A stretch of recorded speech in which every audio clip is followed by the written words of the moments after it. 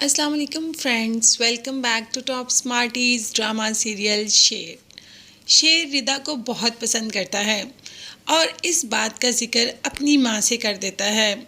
माँ ने भी कह दिया कि तुम्हारे बाबा से बात करूँगी। और जैसे ही माँ ने बाप से बात की तो बाप तो चाहता है कि अभी जाकर रिदा का हाथ मांग लाऊं। दूसरी तरफ शेर की बड़ी मामा चचा ने उन्हें ऐसा वर्गलाया कि अपनी छोटी बेटी की शादी फहद के साथ करने के लिए रजामंद होगी और कह दिया कि मैं अपनी बेटी की शादी फहद के साथ करने के लिए तैयार हूँ। मगर शेर को फहद बिल्कुल नहीं पसंद। उसे तो फहद किसी और लड़की के लिए नहीं पसंद तो अपनी बहन के लिए कैसे पसंद करेगा। शेर ने भी कह दिया कि मैं फहद के साथ अपनी बहन की शादी बिल्कुल भी नहीं होने दूंगा। मुझे वो लड़का बिल्कुल नहीं पसंद। फजर जो कि ठीक होकर घर आ जाती है और सबसे पहले आकर अपने बाप के कदमों में बैठ जाती है कि मैं आपकी हर बात मानने के लिए तैयार हूँ।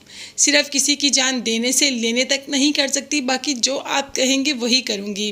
अगर आप कहेंगे घर में रहो तो घर में रहूँगी। आपकी इज्जत का पूरा ख्याल रखूँगी। बस जो गलती होनी थी हो गई। क्या आप मुझे माफ़ नहीं कर सकते?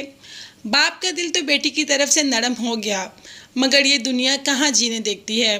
देखते हैं और कितने इम्तिहान बाकी हैं फजर की ज़िंदगी में। यहाँ पर शेर की फैमिली रिदा के घर पहुँच जाती है रिदा का रिश्ता लेने के लिए। तो बस जैसे ही पहुँचते हैं उनके घर तो बाप दरख्वास्त कर देता है कि मैं शेर के लिए आपकी बेटी रिदा का रिश्ता लेने के लिए आया हूँ। रिदा के बाप ने कह दिया कि हम बगैर सईदों के रिश्ता नहीं करते, ये हमारी फैमिली के असूलों के ख़िलाफ़ है।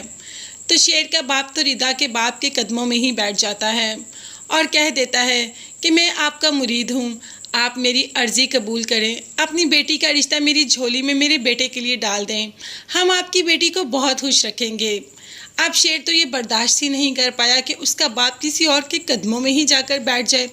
जाकर अपने बाप को कदमों से उठाता है और कहता है कि बाबा, अगर मेरा रिश्ता यहाँ पर ना भी हुआ तो मुझे कोई मलाल नहीं होगा। आपने मेरे लिए हर मुमकिन कोशिश की, आप मेरे लिए किसी के कदमों तक में बैठ गए, तो बस मुझे और कुछ नहीं चाहिए। अगर ये रिश्ता देंगे तो मैं हंसी खुशी कर लूँगा और अगर नहीं देंगे तो मुझे कोई गिला नहीं होगा।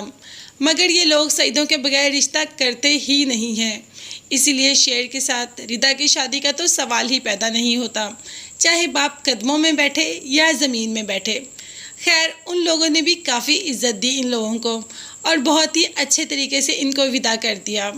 अब शेर का रिश्ता तो हुआ नहीं रिदा के साथ, तो क्या शेर की मोहब्बत में इतनी पावर होगी कि रिदा खुद अपने घर वालों को मनाएगी कि मेरी शादी शेर के साथ कर दे? ये सब देखने और जानने के लिए चैनल को लाजमी सब्सक्राइब कीजिएगा। नेक्स्ट वीडियोस तक के लिए अल्लाह हाफिज़, bye bye and take care.